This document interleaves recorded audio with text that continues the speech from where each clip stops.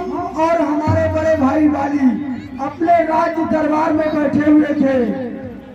इसके बाद में एक दानव आया, वो हमारे बड़े भाई को ललकारने लगा, वाली वाली कहकर पुकारने लगा। मेरे बड़े भाई अपना राज सिंहासन छोड़कर उसे मारने के लिए चले गए और मुझसे ये कहकर गए कि जब तक मैं वापस नहीं लौटकर आऊंगा तुम यहाँ बमबापुर का देख रेख करना। मैंने कहा ठीक है, और वो मुझसे कहकर गए थे कि मैं 15 दिन में एक पखवाड़े में लौटकर वापस आऊंगा, लेकिन एक पखवाड़ा यानी 15 दिन बीत गया, मेरे भाई वापस नहीं आए। फिर इसके बाद मैं उनके पीछे पीछे गया वहां तक जिस गुफा में वो राक्षस उन्हें लेकर गया था, उस गुफा से वो बाहर नहीं निकले। मैंने क्या देखा प्रभु, उस गुफा से एक खून की धारा निकली। मैंने सोचा कि उस राक्षस ने मेरे भाई को मार दिया है। फिर मैं वहां से वापस आया और राज सिंहासन पर बैठ गया, राज्य चलाने लगा। इसके बाद मेरे भाई जब लौट कर आए तो उन्होंने मुझे मार करके राज सिंहासन से नीचे उतार दिया और मेरी भार्या को उन्होंने छीन लिया। तब से मैं उन्हीं के भय से, उन्हीं के डर से इस पर्वत पर रहता हूँ, क्योंकि मैं अगर वहाँ उनके नजरों के समक्ष आऊंगा तो वो मुझे मार डालेंगे, इसीलिए मैं उनके डर से यहाँ रहता हूँ।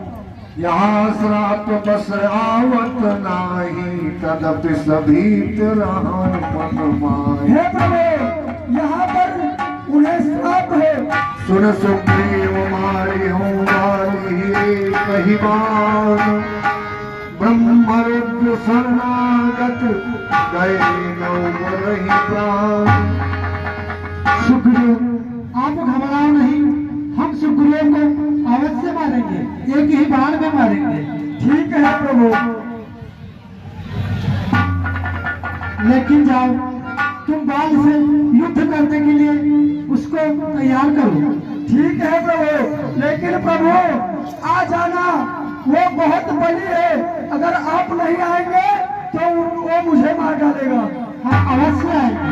ठीक है प्रभु।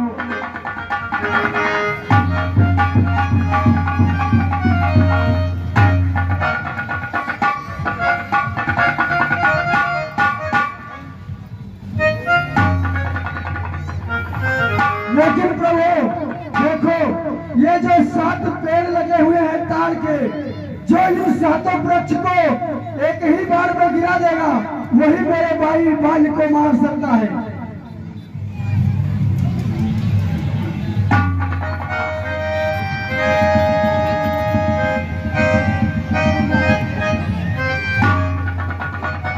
कुंड में अस्थिताल दिखराए, इन प्रयास रघुबीर उठाए।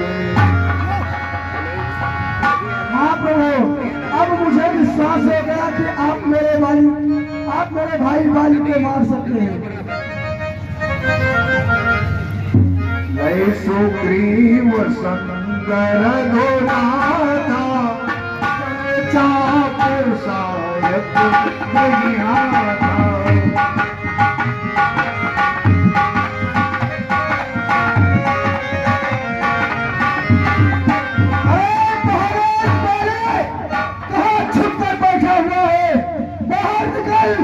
आज मैं तुझे जिंदा नहीं छोड़ूंगा, बाहर निकल।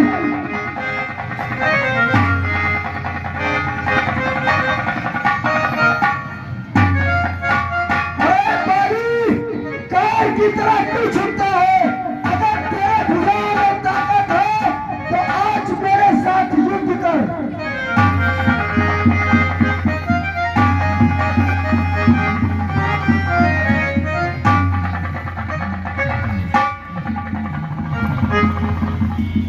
लगता है ये मेरे भाई सुग्रीव की आवाज है। बहुत दिनों से भागा भागा फिर रहा था, लगता है कि इसकी मृत्यु आज उसे यहाँ तक खींच लाई है। मैं अवश्य भाई की ऐसी पुकार सुनकर चुप कैसे बैठ सकता हूँ? हौसला होगा, तैयार हो जा सुग्रीव, तैयार हो जाओ। सुग्रीव, मैंने तुझे मारकर राज्य से निकाल दिया था। उस समय तेरा वध इसलिए नहीं किया था कि तू भाई था। आज मरने के लिए तू फिर आ पहुंचा। वो तो समय ही बताएगा कि कौन मरेगा। हाँ, तो आजा। तैयार हो जाओ।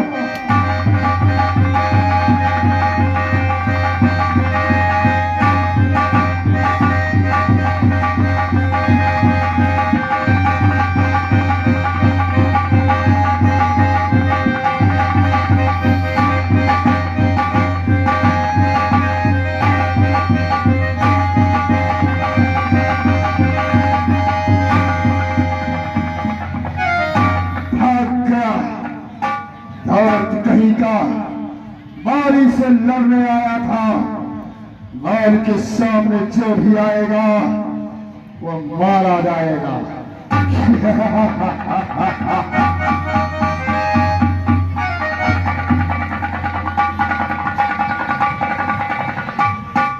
तब सुग्रीव विकल हुए भाला, मुष्टि प्रहार वज्र सब लागा। जब आपको उसे बाल नहीं मारना था तो मुझे युद्ध करने के लिए क्यों भेजा? इतने गला मारा है कि मेरी सारी शरीर व्यथित हो गई। प्रभु भैया सुग्रीव, आप दोनों भाई की शक्ल एक जैसी मुझे लग रही थी। मुझे पता नहीं चल रहा था कौन बाल है कौन सुग्रीव। इसलिए आप ये माला ले लो, इसको गले में डाल लो, इससे पहचान रहे। ठीक है प्रभु। मेरी कंठ सुमन की माला, उज्ज्वल हे प्रभु, अब की बार मुझे बचा लेना, नहीं तो ये मुझे मार डालेगा। यदि आप नहीं आएंगे तो मुझे जीवित नहीं पाएंगे प्रभु।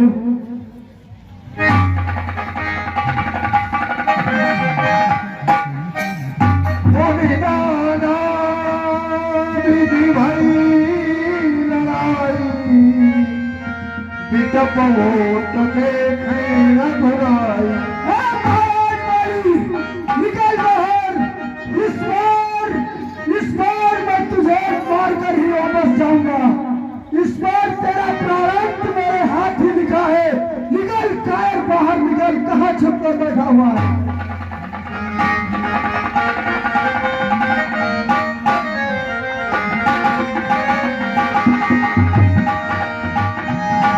स्वामी, आजकल इतना व्याकुल क्यों रहते? अपने भाई की वजह से ऐसा क्या कारण? और तुम ही मेरी मंदिर, तुम ही मेरी पूजा, तुम ही देवता हो, तुम ही देवता हो, तुम ही मेरी मंदिर, तुम ही मेरी पूजा, तुम ही देवता हो, तुम ही देवता।